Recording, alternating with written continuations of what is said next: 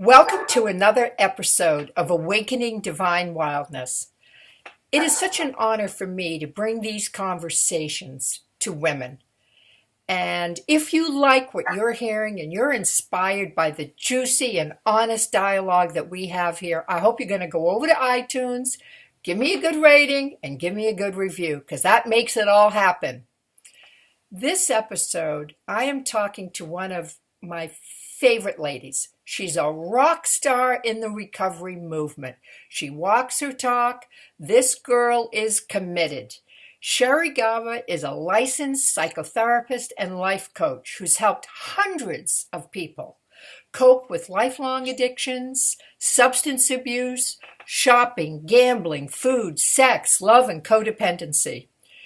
She has appeared on Celebrity Rehab season 3, 4, and 5. She's been on Sober House, Celebrity Rehab Sex Addiction, and most recently she appeared on The Robert Irvine Show. She's also been on CNN, Fox News, San Diego, Martha Stewart, Jay Thomas, and Sirius XM Radio. Sherry has a book called The Law of Sobriety, but another book coming soon she's going to tell us about. And it's about recovery from addiction and alcoholism. She's also been published in Chicken Soup for the Soul, Cosmopolitan Magazine, Los Angeles Times, The Huffington Post, Hollywood Life, E! Online, Radar Online, and the New York Daily News. So this is one serious girl having conversation about recovery. Sherry, I love working with you. We've been together before, and I'm just so honored that you're fitting us in today. I know how busy you are, and all the work that you've got going on out on the West Coast. So I'm really excited because you're on to a new topic and about love addiction, which is something I think very few people understand. They confuse it with sex and everything else. But why don't you tell us how this has touched your life and what you're doing about it? Well, first of all, Mal, I just want to thank you for having me. You are my role model. You are my rock star. I mean, you are someone, like you said, walks the talk. I mean, you've changed your life, and, the fact that you're here empowering other women to do what you were able to do and so much more. I mean, it just means so much to me, and I love your transparency and your honesty, and isn't that all that we can do, is just be honest and transparent with our lives. And that is really why I'm talking. I'm really getting out there now to talk about love addiction. Besides having a book coming out next year called The Marriage and Relationship Junkie, I really needed to just come out with my story. When I wrote The Law of Sobriety, I really was into the law of attraction, and I was working with recovering addicts, and I was on Celebrity Rehab, and I really wanted to show people another path towards recovery. And that was why I brought in the law of attraction into the book, The Law of Sobriety. And that was great. But what I really didn't hit on was my eternal truth, and that is that I really am a love addict, and I really am a codependent. I am in recovery. I have my relapses, like anybody that's in recovery. And I want to really help people understand that love addiction isn't just a label. It's really early trauma for many people, especially me. And I always share this story because I never know if somebody new will hear my story, but I was in an incubator for 2.5 months. And I'm in my 50s. I was born in 59. And in those days, they didn't allow moms to hold you because they were afraid you would get germs. And I'm just going to pick up my little dog here. He's going to be in the interview. She's going to be in the interview too. That's fine. We're pet friendly. That's right. And she's my little trauma dog. But, basically not to have that early attachment, not to have that early bonding. We know how important early attachment is. You think about the Romanian children that lived in orphanages and then they got adopted later and had behavioral problems. Well, I never had a name for my problem. My problem was, if you leave me, I'm going to feel empty. If you leave me, I'm going to feel abandoned. When I was a kid growing up, my brother would go, my parents would go out and my brother would be like, bye-bye. And I'd be like, don't go. And that was really at the core love addiction. this feeling of separation, that you are going to make me feel okay. And if you leave me, I'm not going to be okay. And it all really was based on early trauma. So I talk a lot about, let's look at your life. Were you neglected? Were you abandoned? Did you have alcoholic parents that were unavailable? Were you abused? Did you go through a parent's divorce? Were you parentified? Did your parents treat you like little adults? And so my story is simply, I came from a pretty normal household, but that early trauma led to love addiction and has led to many, many relationships that did not work out because, quite honestly, I was probably in most of them for the wrong reasons. Now, love addiction, love it. Love addiction and sex addiction, two different things. Yes, very different. Because most people don't understand that. The Yeah. sex is about a physical act. The love is about needing that connection to feel whole and complete. You said it perfectly, Mal. I mean, love addiction, I'm going to just kind of take a look at my notes a little bit because it helps, even though I know the subject, but you know how it is. Love addiction, it's a process addiction. It's not like a substance addiction, but it does the same thing to your brain. Mm-hmm. There's this chemical high that occurs when you come close to me, when I think that that you want me. It's the same idea as a heroin fix or an alcohol, drink. It's very similar to binge eating and gambling and food addictions and shopping and dating addictions. It means becoming addicted to a mood altering activity and behavior, which it creates this idyllic, euphoric effect. Yes. It brings that same feeling, that same rush, that same excitement. And, if something ends, then you get that same withdrawal, just like you would from heroin or alcohol. It's the same idea. You need that thing to make you feel good. So a lot of what I did and a lot of what other love addicts do is that before one door is closed, I'm opening up a new one. But I'm opening up the wrong door because I haven't worked on myself. I'm trying to replace this person for the next person, anything to avoid me. And I've done a lot of work on myself, and I'm a work in progress. I still have those relapses where I go, maybe I don't want to be alone. And then I have to say, wait a minute, what is your goal here? What is it you really want? And I'm really being honest here because I really want to help that person out there listening to this audio who might be struggling and don't understand why they're struggling. Sherry, I think a lot of women are love addicts and haven't been diagnosed. I would have to say that I'm a love addict because through my life, I have used men to make me feel complete about myself. And if I had them in a relationship with me, then I was whole. And if they weren't in a relationship with me, I was worthless. Well, I think it isn't all our faults, and I don't mean to blame fault on anyone or blame or shame anybody or anything, but it is our culture. It is still, and that's why I'm writing this book about marriage and relationship addiction, because I think women are still we're still being bought that idea that without a man, you're nothing, without a partner, you're nothing. I mean, if you look at all of the pop culture, Cinderella, and the Twilight series, they all have this hero, this man, or whatever, monster or whatever it is that's going to sweep you up and make your life whole. And so we're still teaching kids this idea that you are not whole unless you have somebody else. So it isn't really it's not just us. It's all around us. And how often are you invited, Mal, to go out with other couples as a single woman? I mean, seriously. Right. I mean, I was Zero. A single mother. Exactly. I was a single mother for years. I never got invited to things. My daughter and I were never included in those Halloween walks, for Halloween, getting candy because they didn't want a single woman, with around their husbands. I mean, it was crazy. And I'm not saying that all married people are like that, but this is the culture that we live in. There's a lot of fear, and then we end up getting ostracized. And, believe it or not, actually single fathers are treated a lot better than single mothers. The women are like, what can I do? I can't do enough for you. Right. But if you're a single mother, forget about it. And I think it still exists, and you can feel like an outsider. And if you already have sort of that disease of codependency or that feeling of emptiness already that you're struggling with or working on, it's really easy to get back into another relationship. Yeah. So what do we have? There's a lot of things we can do though to stay true to ourselves. You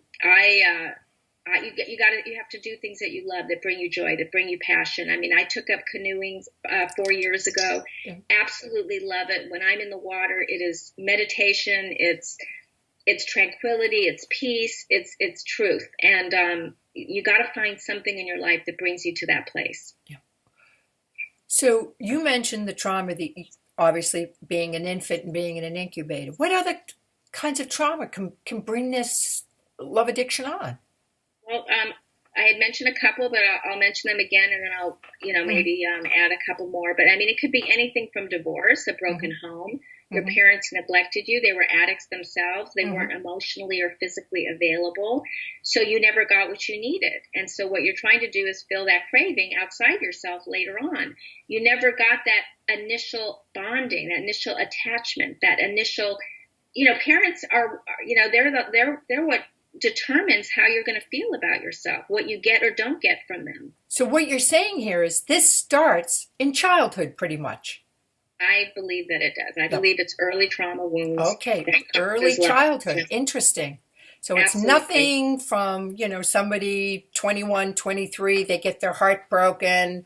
I would say that that's not true. I think that later on you can also have love addiction if you have some experiences in life, like being, exactly what you just said, having someone break up with you, multiple losses, somebody dying. I mean, I think the majority, that this is just my opinion, come from early trauma. But yes, I think that you can still be someone that creates a love addiction later on in life because you've been hurt.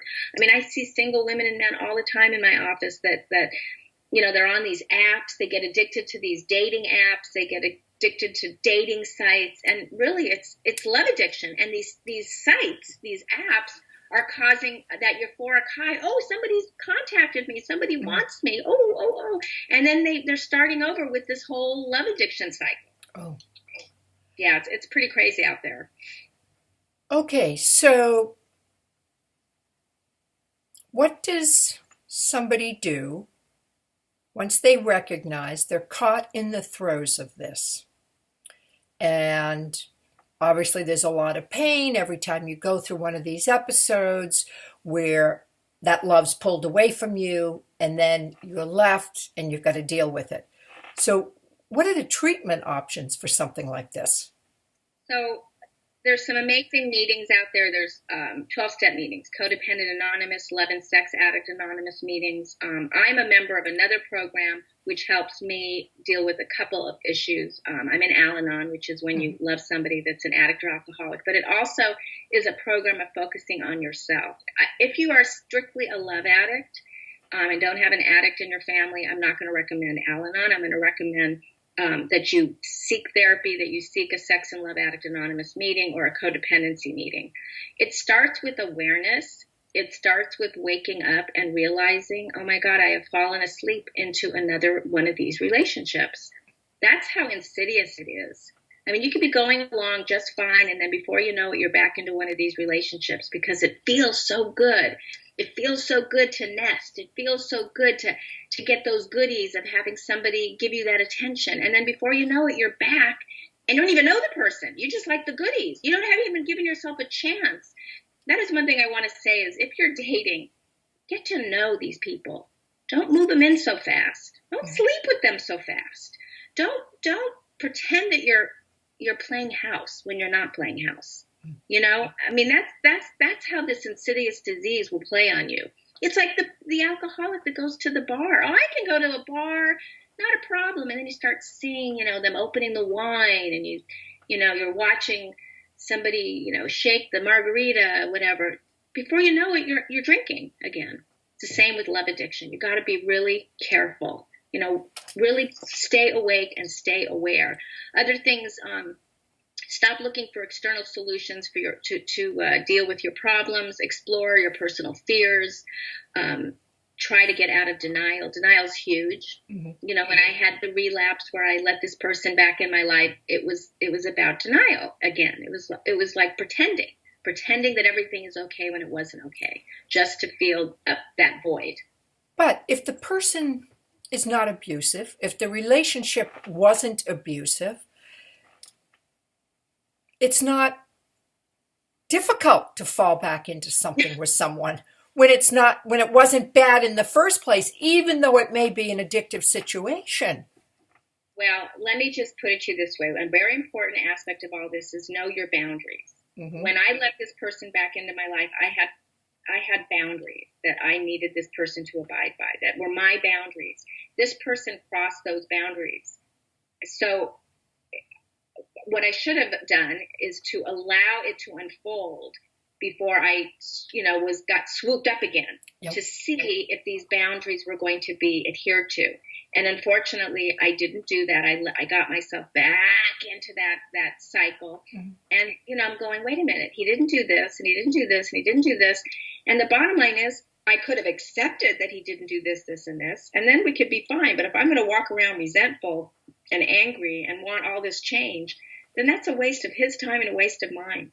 Mm-hmm. So very important to know your boundaries. So I don't know if that answered your question. I mean, I think what you're trying to do is give me a break and say it's easy to get back into something where it's not abusive. I think that's a situation that most women can fall into.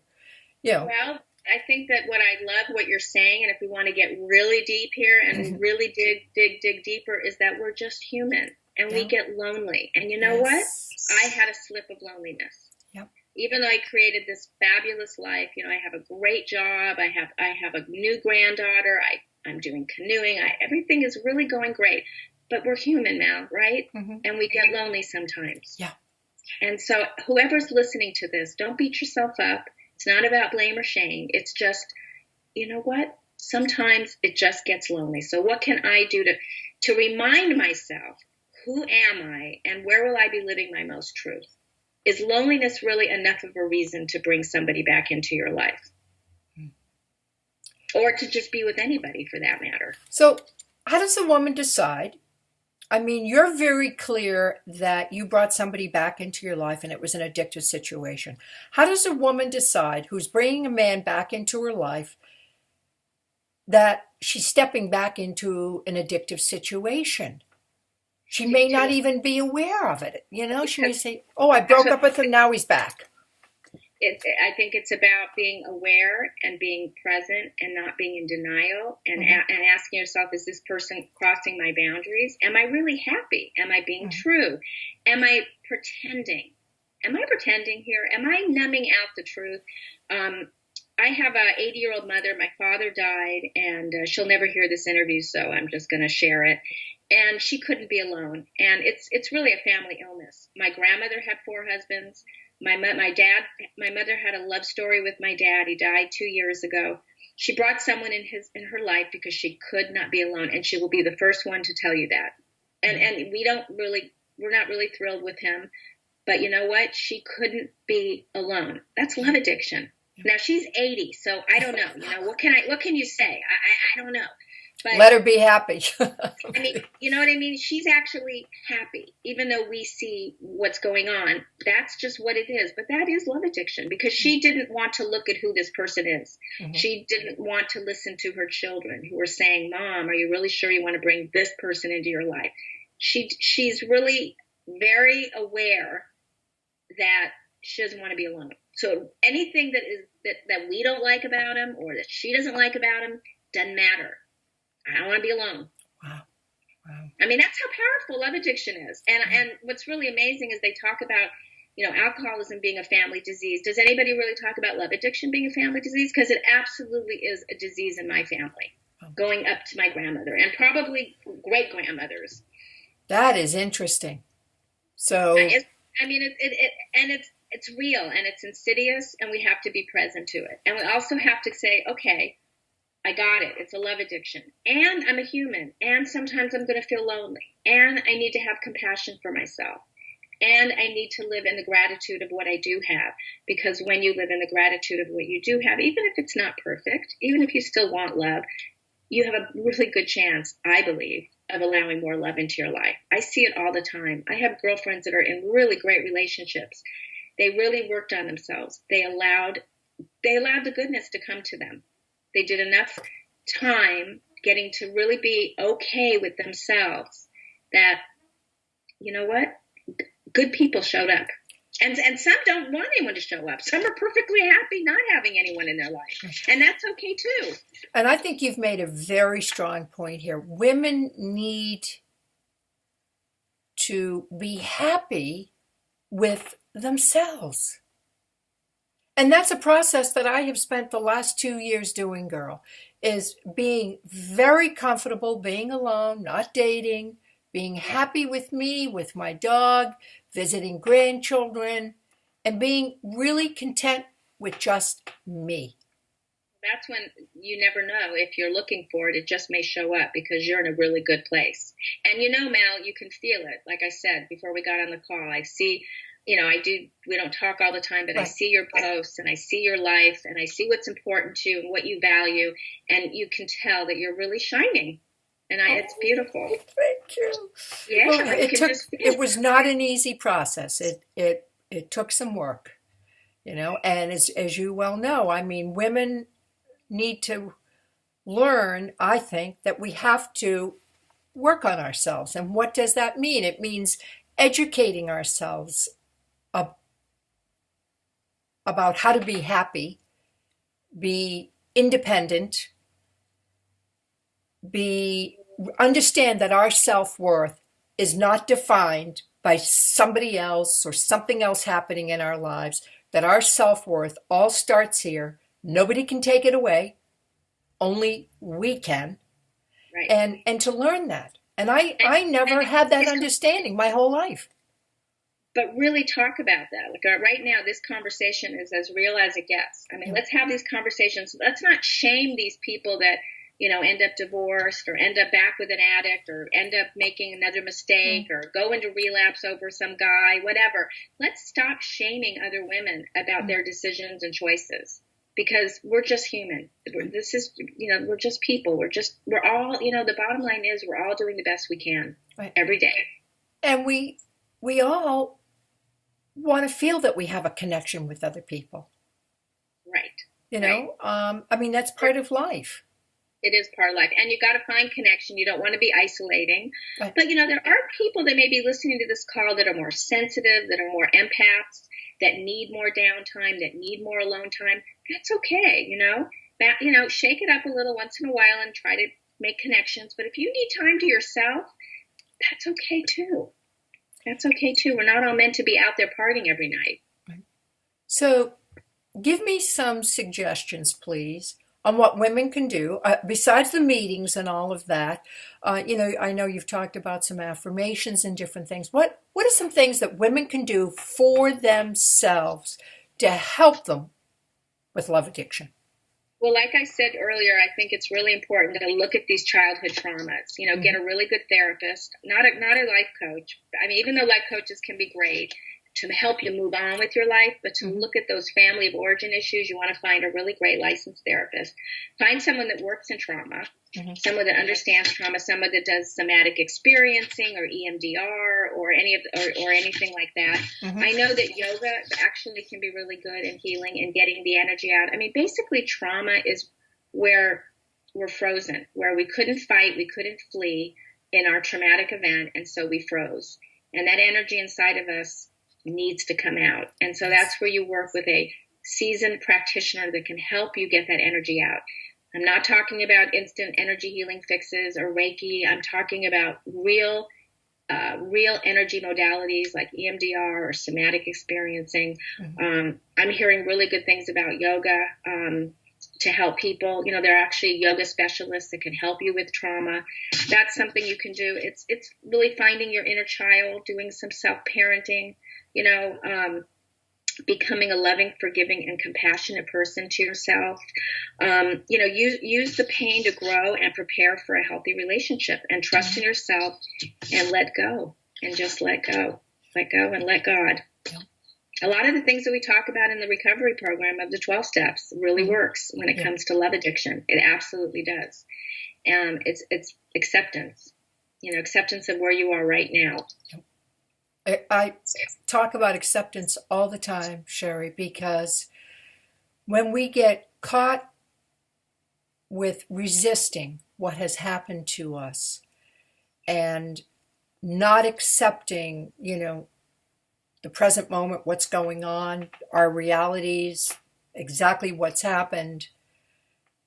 First of all, we get caught up and we can't forgive people, which just burns a hole in us and holds us hostage to the pain.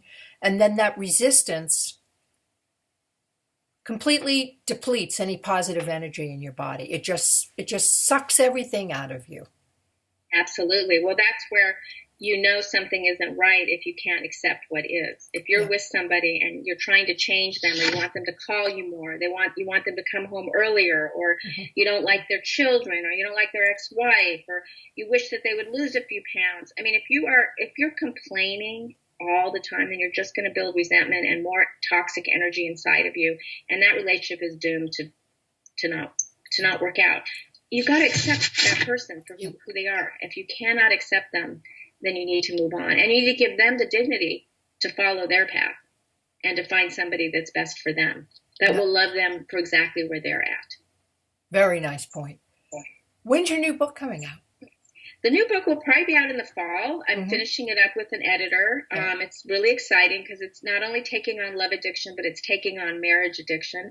A lot of young people today aren't actually getting married, including my daughter. She's not married, but she's in a really healthy relationship. They have a baby. A lot of modern women today, or independent women, are not feeling like the need to get married. But then there are still those that are dying to get married. We still have wedding planners and the somebody's going to sweep us off our feet, and we're going to have the white picket fence and all that. And I'm not saying that marriage is a bad thing. I'm just saying if you're going to get married, let's do it for the right reasons. Let's not do it because we're buying into some cultural belief that that's the only thing that will make us happy. I mean, that's how I was raised. I know things are changing. I'm already up there in years, or whatever. Well, I'm past you, honey, and I know I was raised the same way. I mean, that's just the message we got. Right. Like, you're not complete unless you're married or have. And I bought into it. I bought into that story. And so what I hope to do with this book is create a new story, a new belief system. I'm not bashing anybody. I'm not bashing people that are married. I'm just saying, let's look at our decisions. Let's really take a look at our decisions. Are we doing it because we're obsessed? Are we doing it because we're afraid to be alone, which was my issue? Are we doing it because we think there are no other options?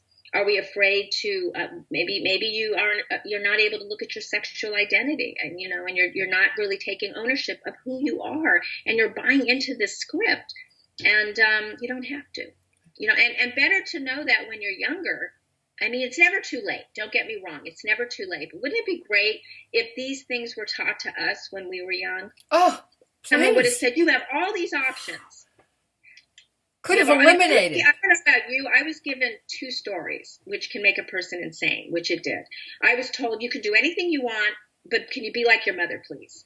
I mean, what do you do with that? Right. I mean, what do you do with that? So I want to say, be whoever you want to be, not who your mother was, not who your aunt was, or your grandmother, or who that TV figure is, and it goes even with mothers that I see a lot of pushing in the schools, with, you got to go to college, and you got to get great grades, and you got to do this. Like, well, who said? Maybe you're going to be an artist. Maybe that's not who you are. There's just a lot of pressure to be something other than who you really are. And I've been seeing a lot of kids lately where that's a huge issue, where these young girls are just having so much anxiety because they're being pushed, to be in the opposite direction. Oh, don't depend on a man, but you better be a lawyer one day, or a doctor. Right. Well, I mean, come on, maybe that's not her path. Maybe that's your path. And parents are famous for projecting their paths onto their kids. Right. And it causes a lot of mental illness, a lot of unrest, a lot of anxiety, and a lot of stress. Wow. Really. Now, I didn't know I was going to go there, but that really, I just started thinking about that. Like, these poor young girls are just either they're being pushed to get married, or they're being pushed to be a perfect career person. Maybe they want to be married and they're not a career person. let's just meet people where they are. Yeah. I like that. You have a free gift for our listeners. I do. God bless you. Do I have time to do these affirmations with her? Yes, please. All right, so Mal, I'm going to read them and then you just repeat after me, okay? Okay. And listeners, why don't you repeat too these affirmations? I think they're going to leave you in a really great vibration after this call. I am a lovable and valuable person. I'm a lovable and valuable person. I am deserving of a healthy partner. I'm deserving of a healthy partner. Who is capable of loving, respecting, and honoring me as a person.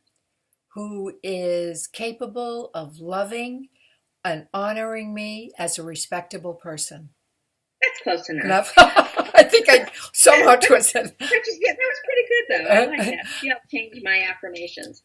Withdrawal will not last forever. Withdrawal will not last forever. My needs and wants are important. My needs and wants are important.